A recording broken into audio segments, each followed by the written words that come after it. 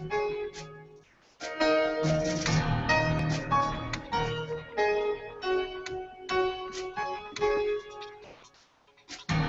and welcome back to the Bureau of Alcohol, Tobacco, and Friends. My name is Leon Wolf. I am returning to the host chair after several weeks of absence due to various other commitments, including having a new kid. So glad to be back here, and glad that you all do not have to be subjected to Bill McMorris's unique brand of hosting any longer. So I am delighted to be joined by my regular panel of co-hosts. Scott Lincicome also back after an extended absence due to mysterious circumstances and various dodgy excuses offered for the reasons that he could not participate, but we're glad to have him back as always. And he is allegedly sick, so you have to all take it easy on the inane things that he will doubtless say tonight. Neal doing the Federalist is here with us. Jeff Blehar of the Ace of Spades Decision Desk, and F. Bill McMorris of the Washington Free Beacon. This is the first time we've had a complete regular panel in a long time, and I'm glad to have you guys all here and back. Our guest for tonight is Kemberlee Kaye from Legal Insurrection. We are glad this is her second time on the show, and hopefully we can avoid, I think, the audio difficulties that plagued her last appearance, so we'll be glad to have her here and contributing for the duration of the entire show. So let's jump right into it. The news of the day, today on this Thursday, the 23rd of July, we're going to start off talking a little bit about the Sandra Bland incident. Some of you may be familiar with this and what occurred. It was a young woman, a young black woman in the Dallas-Fort Worth area, I forget the name, which exact town it was pulled over essentially for changing lanes without using a turn signal. She became involved in an altercation with a police officer who appeared to go to her window just to give her essentially a warning for not having used her turn signal when she switched lanes. This police officer, it appeared for all intents and purposes that the stop was over. He asked her to extinguish her cigarette. He didn't even order her. He said, "Would you mind putting a cigarette out?" She said no. That rapidly escalated into, "Get out of the car or I'm going to tase you." She was subsequently taken to jail and imprisoned as a result of this incident, whereupon she died 3 days later, the victim of an alleged suicide. So the first question is going to go, as always, to our guest, to Kemberlee. What's your evaluation of the circumstances that led to her arrest? I mean, what's your feeling on whether constitutionally it was legal or not, the set of events that ended up with this young woman being in jail? Well, I don't necessarily want to speak to this constitutionally, but I can speak to this as a Texan who has dealt with law enforcement because I tend to enjoy driving a little bit above the posted speed. But what I can say is that it's not, it is a little unusual to be pulled over for an improper lane change in any major Texas city, simply because cops down here are pretty lax. There are exceptions to that, but to be pulled over for an improper lane change and to end up being arrested for that, my initial reaction, my gut reaction based on my experiences, based on law enforcement officers I know, based on watching local news, I'm in Houston, not in Dallas, Fort Worth, but they're very similar, is simply that there had to be something incredible going on for a lane change to result in an arrest. To the circumstances of her death, of course, I don't want to speculate too far. We do know that she, I don't know if she was diagnosed by a mental health professional, but she claimed that she was suffering from PTSD. For those of you who aren't aware of the situation surrounding her death, she was arrested, put in jail after being arrested, and then reportedly took her own life by strangling herself with a trash bag. So for someone who has dealt with severe trauma, to take their own life, for someone who said that they were suffering with PTSD, I don't know that that's necessarily too far-fetched, despite how good things may have been for her presently, because for individuals who suffer from things like that and who have those afflictions, you never know, or at least people who don't understand the way these things operate, what could trigger that. And so I feel like there's an awful lot more to this story that we simply don't have the details about as of yet. But my gut reaction is there had to be something extraordinary for her to get pulled over for changing an improper lane change and end up being arrested, because cops down here are not like cops in New York, cops in New Jersey, cops anywhere else. They're, for the most part, again, there's always exceptions, but for the most part, they're very reasonable people. Doesn't mean you're not going to get a ticket, but they are friendly, they are helpful, and so I feel like there had to be something really unusual going on for things to have escalated to that degree. So let me turn this over to Scott. And I know, Scott, you spent time driving, obviously, in the DFW area as well, I believe. I mean, you understand the truth of what Kemberlee is saying, that being pulled over for an improper lane change in that area is something that's never happened to anyone I've encountered. I guess the question is, and I read a New York Times article today where they walk through it, at least plausibly could be legal. Like, right? I mean, an improper lane change is at least technically a jailable offense in Texas. That having been said, even if it technically crosses all these I's and dots all the T's, I mean, is this something that we should be comfortable with, where that kind of interaction can end up with you being in jail for 72 hours? Is that a problem we should look at, even if we say, gosh, this cop acted within the lines of some kind of line that we could draw? I mean, is that the way it should be? No, and it is certainly a problem.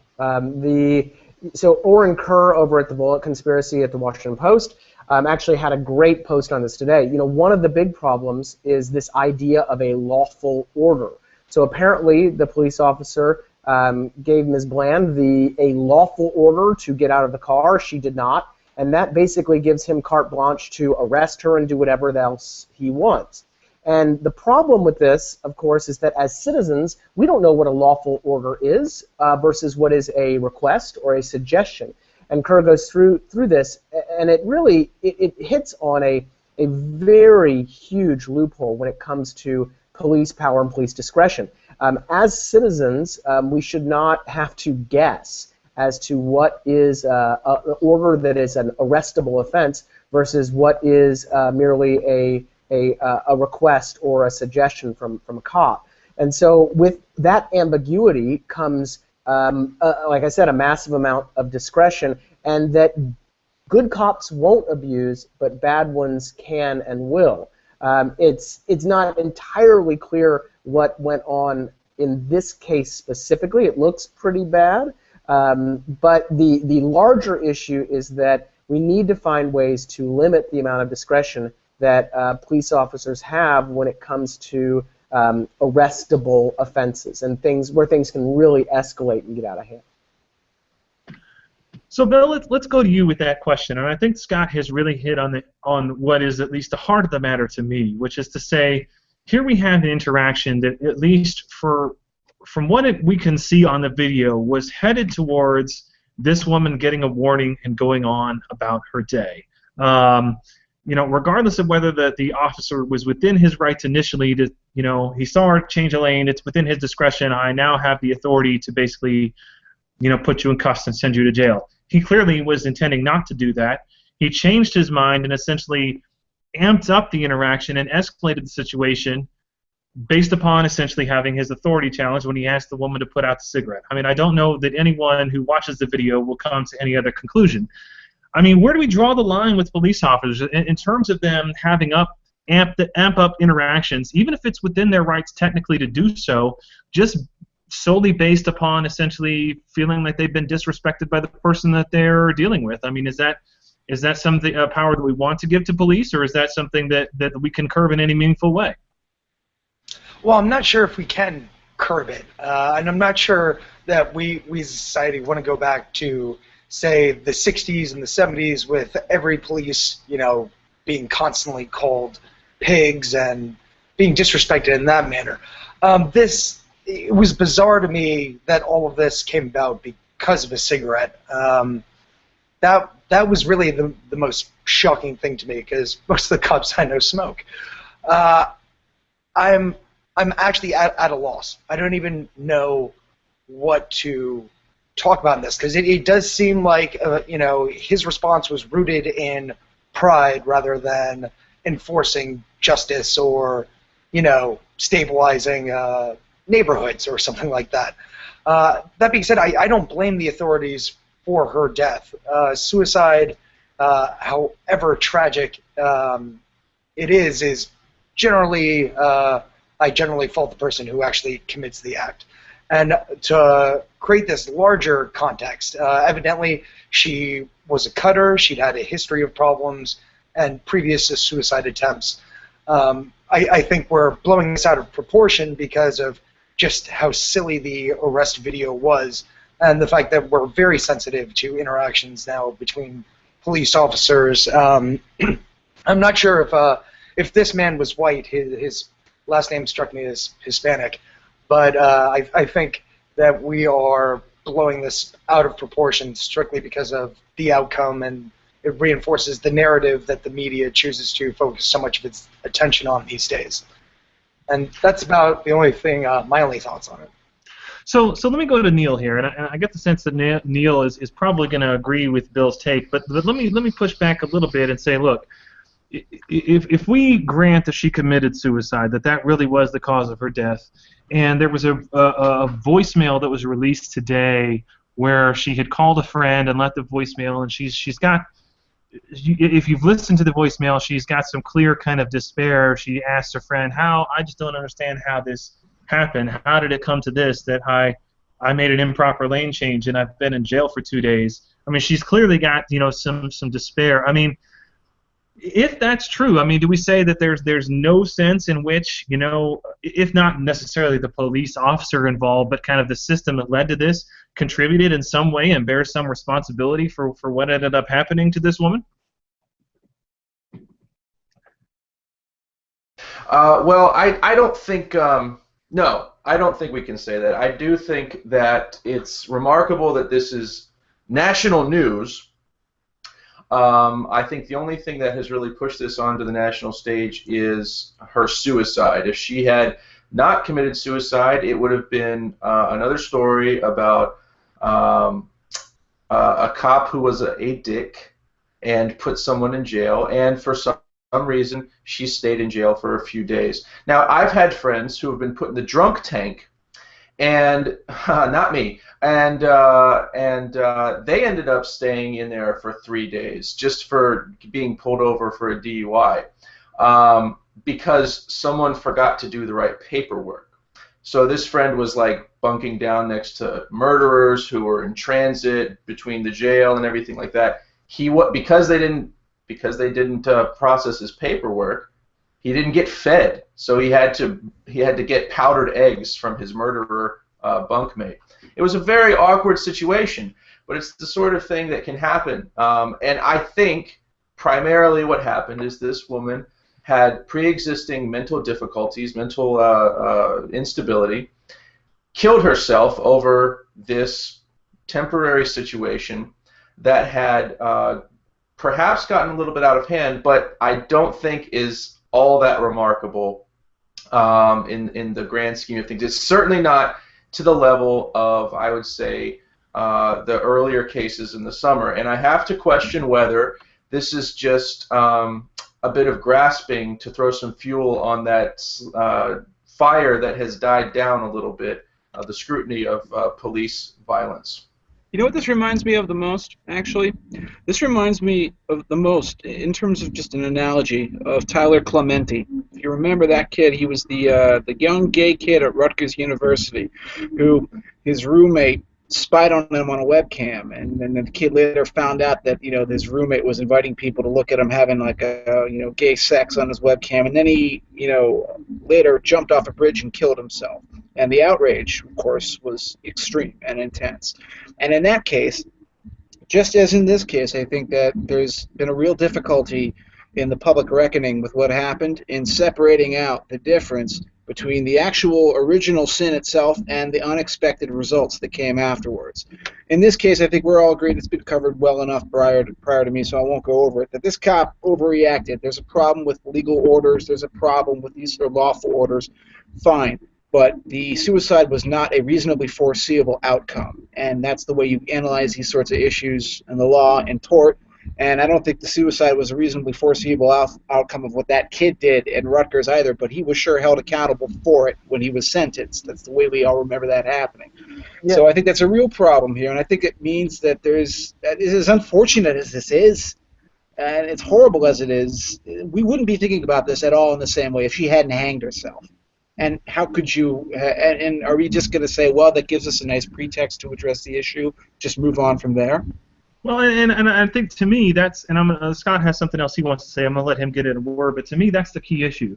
Is Neal presented this as like, oh my gosh, it's amazing that this is a national news story and that only happened because she killed herself, as though that's a negative thing. And to me, I'm kind of, I don't want this woman to have killed herself, obviously, but I think it's a good thing that this is a national news story. I think that it's good that we're all sitting around here and talking as a matter of national news about the fact that you apparently can be sent to jail for 3 days for an improper lane change. I mean, is that what we're really talking about, though, Leon? I think most people are talking about, oh, this poor woman hanged herself. The issue that you and I, as attorneys, focus on, I don't think that's really getting the play that it should. Well, either way, I mean, to me, I guess that's all I can talk about is what I'm focusing on. But I think that regardless of how you feel about the issue of whether she committed suicide or not, and I tend to believe that she actually did, the more evidence that comes out, I'm glad that I think that people's first introduction to this case is kind of a feeling of she's in jail because of a lane violation. That seems kind of crazy that we got here to begin with, and I'm glad for that discussion. Scott, what do you have to say? Well, I would just caution people to, for those that are focusing on the 3 days in jail and the apparent suicide, I would just caution you to think before you decide that we need to give the police more discretion when it comes to determining who is mentally stable and mentally unstable. That would seem to me to be a very bad idea. So you know, in my opinion, I'd focus on the lawful order, on the stop itself. But those that focus on what they should do in the situation of someone who appears to be unstable, just remember, anytime you open that up, you're granting the people you're suspicious of potentially far more discretion in that regard. That's actually a great segue into what I wanted to say in terms of the mental health aspect of this. Yeah. I certainly don't want to be in a situation where we are coming up with very rigid rules because we know that the government is never able to accurately parse these things and define these things in a way that works in reality. One of the things I do think would be helpful, though, and what I would like to see is that rather, and I do think this is a valid point, I don't in any way want to diminish that, the whole idea that you can end up in jail because you failed to signal a lane change. But the mental health aspect of this, to me, is a completely separate issue and one that's equally as important. Simply because you do have people who are afflicted with these things, whatever they may be. Severe trauma does do crazy things to the brain. But to have a situation where that's being conflated with this overblown situation with law enforcement, I would actually like to see them separated into two separate discussions, because on the one hand you have her family that was completely and totally shocked, supposedly, that she took her life, despite the fact that she'd tried that before and had other issues that she had talked about pretty consistently. So if anything that I would like to get from this discussion, and narrative, if I could control these things, would be to parse those two out and to look at one as being this issue of how much authority are we giving local law enforcement, and the other, are we effectively dealing with mental health issues? If so, how? If not, why? So. Let me move on real quick, and I'm gonna come back to Jeff real quick on this one, to another topic that's kind of tangentially related. And while we're on the subject of cops, there was a scenario that occurred, I guess it's been some years now, down in Georgia, which got a lot of national attention at the time, where there was a no-knock raid by some police in Georgia. They threw a flashbang that ended up in a toddler's playpen and caused very severe burns on the toddler. Right. It turns out that the toddler who was injured, the family did not live there, was essentially staying with friends, and in fact, the information on the warrant was incorrect in terms of it being the right house for what they were looking at. News came down today. One of the police officers who was involved was indicted for lying on an application to get an arrest warrant, which is carries a fairly minimal penalty. None of the other officers involved in the investigation are going to be charged with anything, even though the findings of the investigation indicated that their investigation into whether this was the right house was sloppy and slipshod. To me, whatever it is that you think about the war on drugs, I think that if we're going to be allowing cops or encouraging them to go into these situations where essentially the only violation that they're after is to find some people who have drugs in the house, I mean, can we not hold those police at least to a higher standard of accountability, to where they're not busting in to find somebody where there's a rape or a murder occurring, but they're basically there to break up the sale or the consumption of some recreational drug use? I mean, it depends on what you mean by holding them to a higher standard, Leon. Here's the thing. So you and I both know, and I think it's actually just sort of instinctively obvious to everyone else, you can't have different standards for different warrants, or you certainly can't have different legal standards for punishments. The fact that this guy was accused of falsifying a warrant application and is getting basically, he's indicted, which is bad enough and rare enough, but he's getting basically a slap on the wrists. But what are you going to do? I mean, I completely agree with you that this is a shame, but if you say you're going to have different standards for, say, drug warrants than for, we think there's a child molester in there or there's a kidnapper in there. Well, we do already have certain, standards that are different. We have, imminent threat to harm or life, and those are the standards that we have for breaking and entering into a house without a warrant. Those things already exist in the law.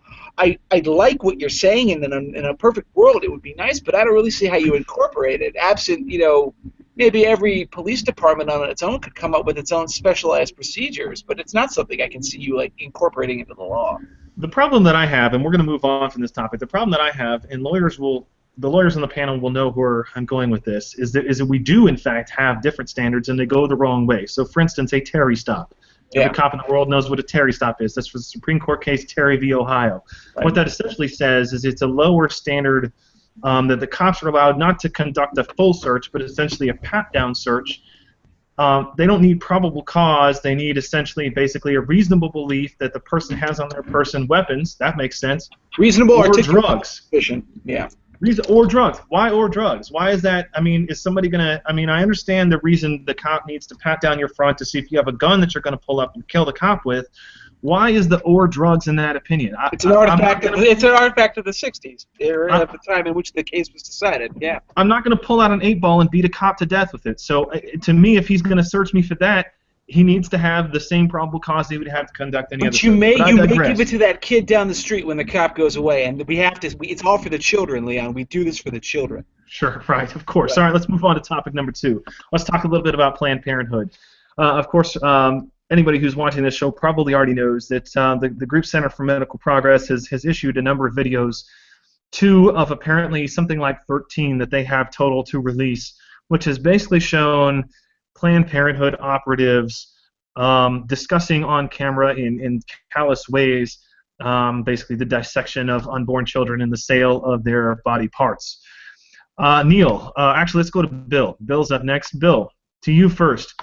Will it hurt the Democrats politically to continue to stand by Planned Parenthood or to essentially say nothing as this scandal unfolds?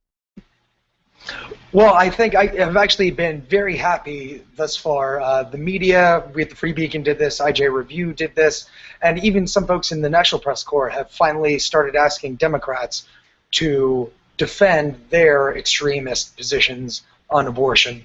And Hillary Clinton finally broke her silence today by saying she stands with them, and she pretty much said raised the same talking points that Planned Parenthood has raised about these tapes being heavily edited and such, but she didn't give them the kind of ringing endorsement, and I think they're waiting for the congressional investigation to ramp up, and that's when Democrats will either come out swinging on Planned Parenthood's behalf, or that's when they'll say, whoa, I was never with these guys. These guys harvest and sell baby organs. And I think that the way the Center for Medical Progress is handling this with it looks like it's going to be a weekly rollout, I think that this could actually do some damage in 2016. At the very least, we have 2 different congressional investigations going on to this. Everyone except for, I believe, Marco Rubio and Donald Trump have condemned Planned Parenthood from their campaigns. Rubio only did it from his office account. Carly Fiorina has been fantastic on this. Rick Perry, Bobby Jindal, also great. Yeah, so it's been good to see the field almost completely unified on this front, and hopefully we can actually see Republicans, go on some offense when it comes to the culture war, because they should be a lot more confident in their position as pro-lifers, especially with the way 20-week bans are polling right now, and I think this is going to make a difference. So Neal, let's go to you next. Center for Medical Progress, they say that they have thousands of hours of these tapes, and they can release at least 13 of them. So if you one a week, you count, that's 4 more months of tapes. Is that going to be enough, knowing the way that news cycles typically go, to put abortion front and center for 2016 in a way that will actually help the GOP, as it has hurt the GOP sometimes in the past?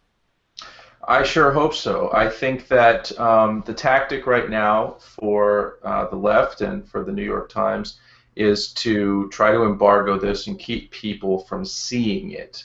If they see it, they're going to be able to think for themselves, not just by the usual rhetoric, and there may actually be some action against Planned Parenthood. So I'm hopeful that if they just keep releasing these videos, nobody will be able to ignore it. One thing that is troubling me very much right now is the Republicans in Congress. To me, seems like there's enough evidence already just with these 2 videos that an investigation of Planned Parenthood's federal funding is warranted. Not only warranted, but necessary. And I'm not sure why the Republicans in Congress are not taking a firm stance on this and pressing this issue. When are you going to have a better opportunity? Now, we hope that these videos keep on coming out, building the pressure, that sort of thing. Maybe they won't. Maybe this issue will go away. Maybe the left will be successful in sort of minimizing it. But why is Congress not going on the offensive right now? This comes down to, I think, Mitch McConnell. And, I've got a reputation as something of an establishment hack here. But if Mitch McConnell can't muster the basic courage to pursue the defunding of Planned Parenthood, I have no confidence in his leadership in the Senate, and I would advocate for his replacement. We got that on record, Neal. Let's go to Kemberlee next. The guy who's behind these videotapes has said that he's had these videos for about a solid year, so essentially since about this time of 2014.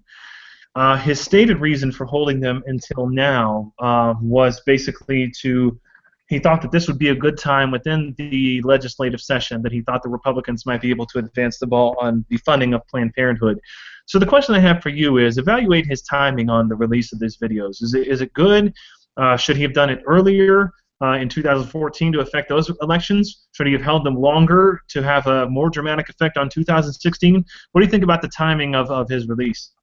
I think the timing is perfect. I think looking at it even from an investigative standpoint and knowing what I know from other sources that I have, I think we are only at the beginning of what he has, and I think he's learned from some of the best. Just to give you a little background, I worked with James O'Keefe for a year and a half, and so when the first video was rolled out, from an investigative standpoint, this is about as damning as it gets. In addition to that, the way that they have gone about targeting individuals who were not some schmuck at the counter who can claim that they weren't trained properly and get fired and make it all go away. They are getting people who are long-standing doctors, they're getting people who are presidents of particular entities in California, and the tapes only get worse from here. In addition to that, what they've done very strategically and they've done very well is to find people like Cecil Richards and connect them directly to the individuals that they exposed. And so as these tapes continue to roll out, I think we're going to see the media get to a place, the media and the Democrats who refuse to stand against this, get to a place where they're going to look like a bunch of assholes if they don't do something. Someone has to get thrown under that proverbial bus. Who that's going to be, I don't know, but that is the law of the way these things work, and so someone has to get canned, or someone has to lose their career, or be exiled into Shame Island from now until forever, but someone will be thrown under the bus for this. And I think this is fantastic fodder for us, even election-wise. We did a great job in 2014 without this. 2016, of course, we have a ridiculously crowded field, but I do think that this is a fantastic way to ensure that the war on women issue is killed completely dead. I just want to say that I think it was a brilliant move, and I actually initially, when I first found out that these tapes were about a year old, I asked the same questions, like, why did they sit on it for so long? But upon, considering it for a little more, I came to the conclusion it was a very smart idea for them to hold on to it for as long as they did, because if they hadn't, I think, Kemberlee, you actually just pointed this out, the 2014 elections, this would have turned the 2014 elections into just another abortion rallying cry, which, setting aside the rightness of our cause, plays into that whole war on women thematics that we probably weren't willing to face then. We weren't equipped to. We weren't ready to. It would have diverted everything away from just the general discontent with Obama. So I'm glad that it was kept until now. Now, the other thing I want to say is, and we've been talking about this in the comments, it's apparently the case that a lot of the upcoming videos are going to include footage that are taken from inside abortion clinics. And my fear, and I hope that they don't do this, is that those are going to include graphic images. Like, I imagine them actually getting baby parts, God forbid, aborted fetus material and stuff like that. I think that would be a terrible mistake. I understand the impulse on behalf of pro-life activists to include that sort of footage, but I don't think it plays well with the average American. I think it's the sort of thing that would backfire. People would resent having it forced into their faces. The media would have a field day with it. They would treat it the same way they treat the abortion placards with Jeff, graphic pictures of babies. I bet that Southern racists really resented seeing pictures of lynched blacks on their television screen. You know what? There were more of us than there were of them back there. That's the difference. There are more people who want to believe that abortion can exist. I know it's a moral right, but I am not here for political philosophy. I am here for politics. I am not here for moral philosophy. I am here to win this war, and I'm here to win this war by deception and by attrition and step by step if I have to. And I want every move that we make to actually maximize the ultimate chances for success, not to set us back in any political way. So I think it's very smart to think about how stuff will be played by the media. I think there's no shame in that. You can't win the war in one battle and in one go. It just doesn't work that way. That's I can't fault you for that. Well, and to me, it's an open question. I mean, certainly people will react to these things in different ways. I mean, to me, one of the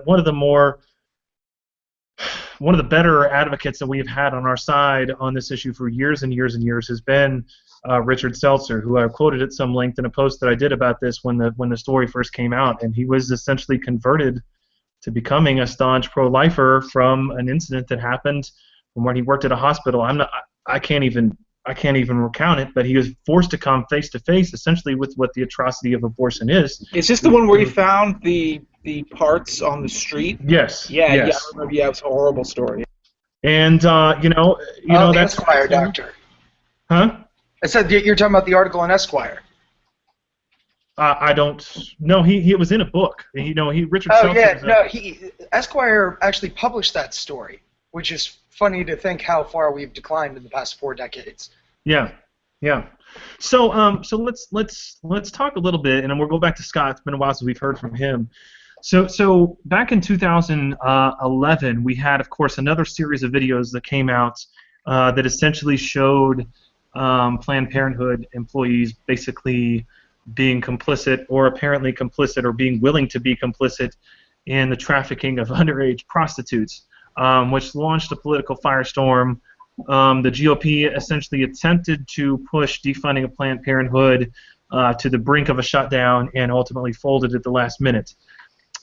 Do we have reason to think that if they push this same thing in 2015 that the scenario will play out any differently, that we will be able to essentially ram this down the Democrats' throats, and if not, that they'll have the stones, if you will, to force a shutdown of the whole government to press the issue? Well, I don't think they'll have the stones to shut down the government. I don't know, however, excuse me, if there is a better political play this time around. It certainly seems like this is a far more systematic and well thought out series than was the last. The last did not really shock the conscience as much as I think these videos have and apparently will continue to do. So there will probably be more ammunition. There will probably be better information, better targeting. It's my opinion that the best avenue is actually more of the legal one, just simply because that I think that will create a much larger consensus to take down. Thank you, Foggy from Daredevil. Nobody wants to hear this. Well, anyway, go ahead. I don't know who that is, but I'll nod and basically say, look, the fact is that there is at least about half the country that really thinks that government gives us our rights and that government is the issue, and thus those people, if you can show evidence of actual criminality, regardless of what you think about these laws, I think that gives you much stronger ground to fight politically. Leaving all of the moral issues totally aside. If it were me, I would want to get into the books. I would want to see the accounting ledgers. I would want to see how this all went down. Because the fact is that if you can show a systematic evidence of profiting from the sale of whether you think it's tissue or baby parts, if you can show that, you have a much, I think, politically stronger case to be made, and that I think we'll learn about, and we'll see. But isn't the only case that's actually going to be made the one against the Center for Medical Progress? Isn't that the one that the Justice Department seems to actually only be concerned with? It's not. Wait, hold on. We're gonna not talk about that yet. I'm coming around. All right. I'm coming around to that. I promise. I'm coming around to that. I promise. So, Bill, right now there are a lot of people who are saying, listen, let's make a distinction here. You can be pro-choice and still be against the sale of baby parts for profit. And there are a lot of people who are making that distinction and saying, gosh, even though I'm pro-choice, I'm disgusted by what I see on these videos. Kristen Powers had a great line in an op-ed that she had in USA Today. She said, it should bother us as a society that we have use for aborted human organs, but not for the baby that provides them. And I think, to me, that's a great kind of philosophical punching line that can be used to say, look, if you're bothered by the fact that these organs are being sold or these baby parts are being sold for profit, can that do anything but impact the abortion question at large? Or do you think that this will continue to remain kind of a separate thing of however you feel about abortion, you should be opposed to this? Do you think that this will move the needle on the larger question at all, this story? I actually think it will. I was struck with the first time I saw this and was talking to a pro-choice friend about it who was absolutely disgusted by the video. It reminded me of when the rumors about Jefferson and having sex with his slaves first came out. I believe it was John Adams who said something along the lines of he had no idea whether or not the rumor was true, but what else could you expect in this kind of culture that Jefferson is wallowing in, where just like slavery, the act of abortion will make monsters of us. And as long as that culture is there, of course they're going to mine the baby for organs, because we live in a very utilitarian society where everything, if you're gonna, make an omelet, you have to crush some eggs, as they say. And I think that's kind of the argument that Planned Parenthood is making here. Like, whoa, we're just like every other medical organization that does this with donated tissue. And I'm pretty sure that argument is going to backfire for them. They've been trying to hone it over the past week, and I don't think this argument is going to gain ground. I think it'll be much easier to use it as a wedge issue to try to split up the pro-choice caucus and basically pit the true believers who are for abortion, up to the point of coming out of the mother, and yes, let's sell those organs because they're more valuable.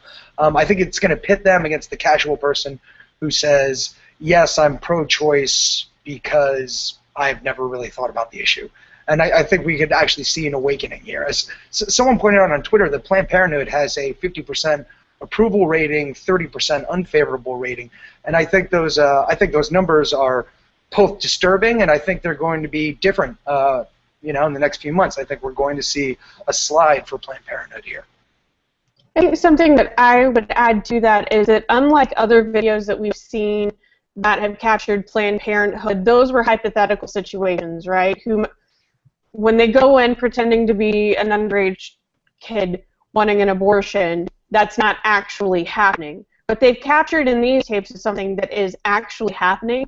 And beyond that, it's a side of Planned Parenthood that most people are completely unaware of.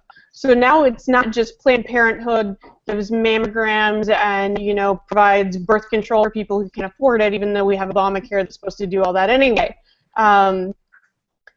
What we have now is that Planned Parenthood harvests baby parts. And there's no way that they can say they don't do that, because the only way they've tried to spin that thus far is to either attack the people that have produced the tapes, filmed the tapes, or to say that, well, it was with the patient's consent. So, whomever was aborting a child knew that, or signed a consent form saying that they were fine with donating their dead baby's organs.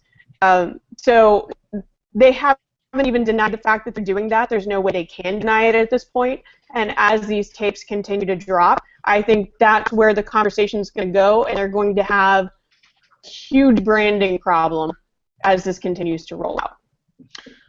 So Neal, let's go to you next. I had a piece the other day of Red State, not to toot my own horn here, but it's always interesting to me that there are a lot of stories. The media has this kind of patina of objectivity that they like to wear when certain stories come up. Certain stories, they're happy to just throw it right to the side. One of those stories, of all things, was when Donald Trump basically released Lindsey Graham's personal cell phone number. And everyone in the media, nobody pretended to be like, oh, well, let's be objective about this. On the one hand, he did a terrible thing, but on the other hand, people say this. Everybody in the media was like, oh my gosh, who can believe this clown and what he did? As it happened, I agreed with the media consensus. But there are a lot of stories in which the media is perfectly happy to put aside this ridiculous fake objectivity that they have, and everybody agrees that what was done was a bad thing. Nonetheless, when we have a major organization that receives taxpayer funding caught on tape selling baby parts for money, we have this ridiculous pretend objectivity that they wear, where on the one hand we have people caught on tape haggling over the prices of various fetal organs, and on the other hand we have people saying, my gosh, the people who filmed this are terrible, and so therefore it doesn't count. Can they and will they essentially continue this ridiculous charade, or will there eventually come a point with maybe the 13th video that even the media has to join in the gang up at the risk of their own credibility? That's my hope. I really think that, again, it's sort of like with Bill Cosby rape allegations. It was easy to dismiss one or two, and it was easy to dismiss someone like, what's her name, Janice Dickinson. But as the sheer number of cases began to pile up, it became very difficult to just dismiss them. Something happened there. And so I think it's going to be somewhat the same with these Planned Parenthood videos.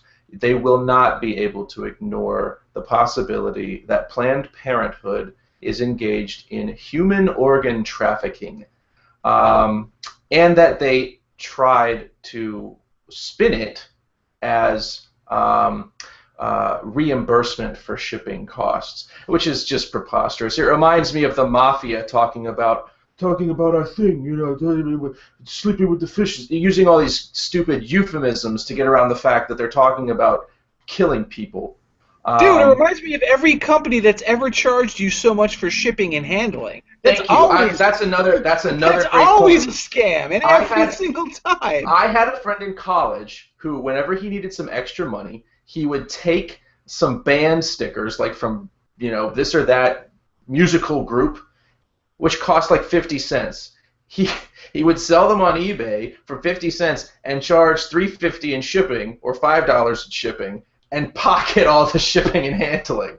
He just send it normal. I mean, it's not like he needed all that. So that's exactly what Planned Parenthood is doing. So anybody who says they're not profiting from this transaction doesn't understand how money works, first of all. I mean, money's fungible. You get money from one place, you don't have to spend it in another. That's defraying costs. That's not hurting your revenue. I mean, But let's not kid ourselves. That's precisely what they're banking on. I mean, they're banking on the fact to survive the scandal that the average American out there doesn't either. And you know what? They're probably right, because the average American will buy those 50-cent stickers and pay the $3.50 shipping and handling. Yeah, the average American enjoys getting a refund from the government after they file their taxes. So, anyway. So, yes, so I think Planned Parenthood's a criminal organization. It needs to be investigated. It needs to be dismantled and destroyed. I'd like to see Cecile Richards hanged from a tree.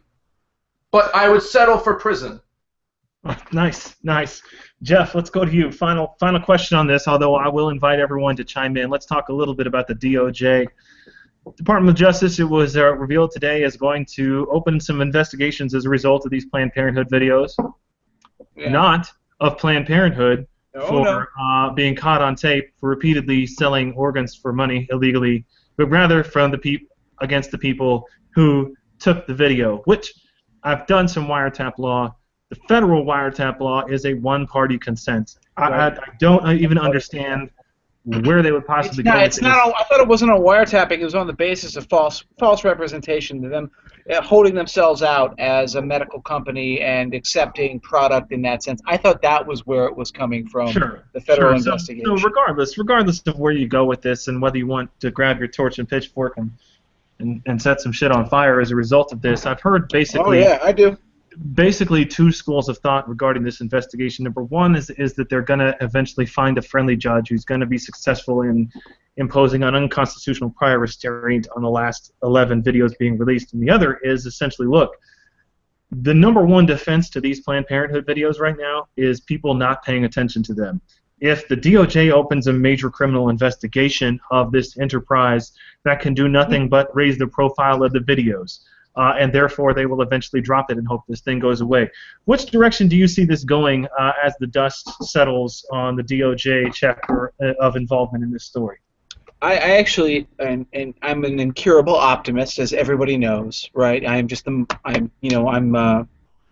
Pangloss from Candide, so I think we live in the best of all possible worlds, and that what this is basically just lip service. That the DOJ actually isn't going to get involved. And they're just saying, oh yeah, we're going to look into every possible option, and then, ho hum, fuck off. That's what they're going to do. That is my theory. If they actually had the temerity to charge, the CMP with, some sort of violation of law and impose some sort of prior restraint, go to court for that, you know what's going to happen? The minute they file it, day one they file it, that shit's going out onto WikiLeaks or some other analogous structure, and it will go live and it will go public. It may not get the same kind of coverage from the mainstream media that we would want it to, but the very act of the DOJ going after them is going to force the mainstream media to cover it. And if those videos happen to subsequently appear or get leaked, oh no, it got leaked. They stole our videos. We couldn't help it. And you have 24 straight consecutive hours of Planned Parenthood footage, that's going to be a bad scene for them. So I tend not to think that there's anything that will really come from the DOJ, certainly not in the form of a gag order or any sort of prior restraint on those videos. And but even the fact that they're willing to give lip service to it, the idea is offensive as hell. And that is the kind of thing that does make me want to go grab a torch. Well, I mean, they threw the guy who shot the Innocence of Muslims video into prison. Yeah, I mean, they did. The Obama administration has shown a willingness to prison inconvenient filmmakers. That was an international incident in an election year, which doesn't make it any more excusable. We all agree. And it was actually apparently a technical parole violation on a guy's part. Not like it makes it much better, but yeah, there were very different circumstances that triggered that. They were actually trying to show Muslims across the world, not just in Libya, that we really don't approve of this. No, I understand that, but we're talking about Sandra Bland getting thrown in jail and how silly that is. This guy got thrown in jail for making a bad movie, and these guys are at the center of a DOJ investigation because they made an exceedingly good movie. It's ridiculous. It is ridiculous, and we'll see where it goes. Let's move on to our final topic. We are getting into the time of the year where it's impossible to have a show without talking at least some about 2016. So let's move on and discuss a little bit of 2016 related news. Kemberlee, a lot of people forget. Well, a lot of people who aren't kind of embedded in the Democratic movement forget that in 2008, Hillary did a lot of damage to her reputation in the black community with the way that she campaigned against Barack Obama, and in fact. Charles Cook tweeted at me today kind of a screenshot of a great Oliver Willis article, I think in Slate from 2008 that was titled Hillary Clinton, White Power 2008. I guess the question that I have is can Hillary repair the damage that she did with her reputation in the black community with her 2008 campaign? I mean, if you look at the way that Obama was successful, I mean, what he essentially did was to turn out the black vote, and she is going to depend upon that to win. Can she do it? I think anything's possible. I do think in looking at the campaign infrastructure that she has in place, I think that will be a little bit difficult. I think, too, when you look at the messaging, particularly from those like Governor Perry, who had probably one of the best modern political speeches I've heard, which was actually supposed to be an economic viability speech where he talked about the reasons that the black community have been so long impoverished. I do think she will struggle because I think the messaging coming from the other side is so much, how to say this? I don't want to say so much better. I mean, it is better, but that's obviously biased. But I think it definitely appeals to the problem solving that these people are facing. And I've had like 5 glasses of wine, and I don't really know what I'm saying at this point. But all that to say, I do think she will struggle for multiple reasons. And I do think that if we don't take advantage of that, then it's ours to lose. So, Scott, Wesley Lowery and Dave Weigel had an article in the Washington Post today that basically chronicled the many ways that the Democrat Party candidates, in particular, it was covered Martin O'Malley and Bernie Sanders, but also Hillary Clinton, are blowing it or just bombing in front of the Black Lives Matter crowd. O'Malley and Sanders were both essentially booed off the stage at Netroots Nation for the answers that they gave to these folks. Who for whatever you think of their crusade and their message, appear to be dedicated and engaged and not essentially willing to basically toe the party line, especially in concerns with a lot of these issues that we've talked about here on the show. Do you think at the end of the day that these people, come into the fold in 2016 and vote down the ticket, or do we see the possible rise of a phenomenon that the GOP is struggling to contain, for instance, with the Trump phenomenon, of voters who are ideologically with them but politically sick of them and don't wish to vote for them? Well, first of all, Leon, what do you mean, these people? Now, second, moving on quickly from that bad joke, no, I mean, if history is any indication, you will see the kind of far left fall into line for the most part, unless there is some sort of viable third-party Naderite candidate. I mean, remember, Ralph Nader used to actually get pretty decent chunks of the Looney vote. And so I guess that's possible. At the end of the day, though, I think the vast majority of the Democrat voters, regardless of their feelings about Hillary, regardless of their feelings about whether a politician thinks that all lives matter, regardless of their views on criminal justice issues, they're going to fall in line at the end of the day and pull the lever.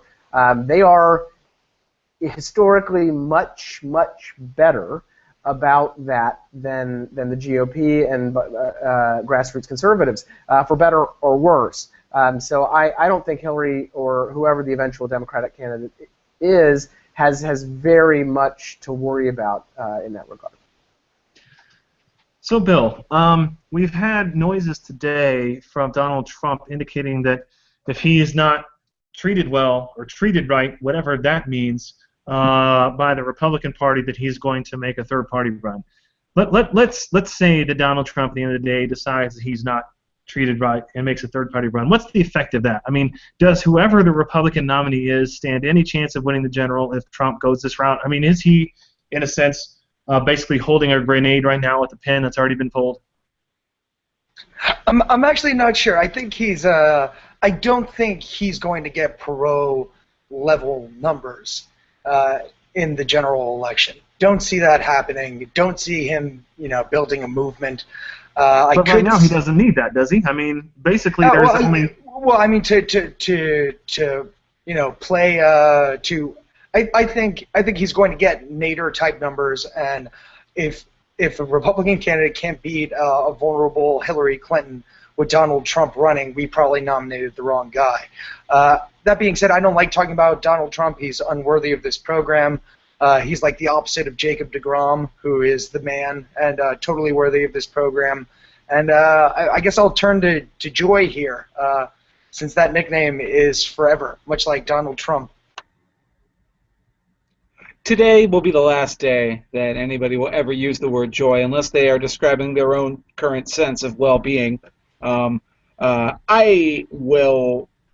Wait, can I give an ode to joy? Okay, does that please, mean please. Let me write it first. You keep talking, I'll write it. Well, I will just say this. I'm all trumped out, as anybody who's been following my Twitter feed, especially my delightful notification section today, will know there have been a whole lot of Trump fans from very, very shady parts of the internet saying wonderful things about me and the people whom I love, because Trump is just the classiest guy and he attracts the classiest people. I think that's, that goes without saying.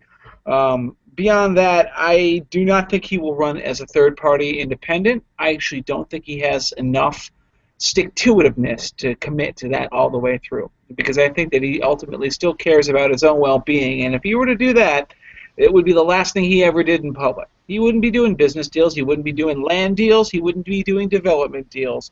Whatever he may have already burned in terms of bridges would be completely torched, not just in New York and in blue cities, but in any other place in the country. So he'll drop out before that. Yeah, the Oppo file on Trump has got to be, phone books upon phone books. If he goes third party, you're going to see an absolute scorched earth campaign by both parties, and it will, I kind of be wonderful to see, but there's no chance it's happening. I'm surprised we haven't learned the name of all his mistresses already. I want to know who he's banging. No, well, Jeff. Jeff is tired of talking about Trump, so I want to give Jeff a non-Trump related question about 2016. Jeff, what do you think about the hat that Donald Trump wore at his press conference today? I didn't even see his press conference. Did he even have a press conference today, Leon? Are you just making that bullshit? He tore the border. Ridiculous 80s trucker hat that said something on the front that I'm sure was probably That's offensive. A sailing hat, and it was his campaign slogan. You know what? There was a liberal friend of mine who actually screen capped this, and now I realize that that's where it's from. But he had the greatest subtitle on the screen cap ever, which he said, he's like, the picture of Trump with making this very weird face. It looks like he's stoned. He's like, that feeling you get when you're totally baked and that you realize that all life will eventually die. He's like, as he's looking at the border. But I think actually the bigger point about Trump's tour of the border is who arranged it. That's the bigger problem for me. I think there is an interesting discussion someday, maybe not today, to be had about who's facilitating these sorts of things for Donald Trump. Anybody else want to take that and run with it? They're welcome to. All I want to say is watch Rick Perry's latest YouTube ad featuring Donald Trump. It's the greatest political ad ever, and it should be seen by everyone. So Neal, what do you think about this? While we're on that topic, how smart is Perry's jihad against Trump? I mean, is this a good move for him? Bad move? I mean, only move he has. What do you think about Perry's stemwinder of a speech against Donald Trump? I don't know if it's smart. I don't know if it's effective, but I do know it's the right thing to do. And I applaud Governor Perry for taking a stand against Trumpism. I think he identified pretty succinctly something that is wrong within the Republican Party, and it is not just Donald Trump. Donald Trump, I think, is symptomatic of the problem, but there is just this general relentless negativity. There is not a positive vision, and that is something I think a candidate who wants to do well in this race should strive to put forward, and I was very pleased to see Governor Perry make that attempt. And sometimes to make that positive case, you have to get away from the negative stuff and actually excise them like a cancer, which I think was a great metaphor. And let me just add one thing on Perry real quick.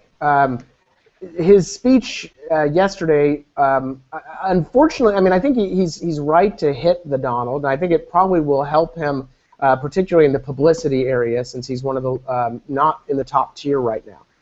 However, my only concern is that all the Trump bashing, as deserved as it is going to kind of distract from some of the great policy that Rick Perry is putting forward right now.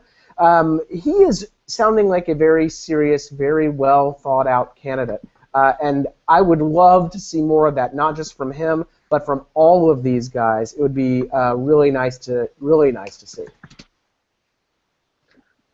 All right, guys, we're out of time, so we're going to close it off for the night. A great discussion. I want to thank all my panelists for being here and taking time out of their Thursday night to be with us. Thank you, Scott Lincicome of the Cato Institute. Glad to have you back with us. Sick or not, you're still smarter than Bill McMorris any day of the week. Neal Dewing of the Federalist, glad to have you with us. Joy Blehar of the Ace of Spades Decision Desk. F. Bill McMorris, who is here with us from the Washington Free Beacon. Come back next week and have more booze on you this time. And we also want to thank Kemberlee Kaye of Legal Insurrection for being with us as well. Thanks for tuning in. Leon, I have to interrupt you. We are told that we have time for a lightning round. We must take this opportunity to ask Neal Dewing where he got his perm. Yes.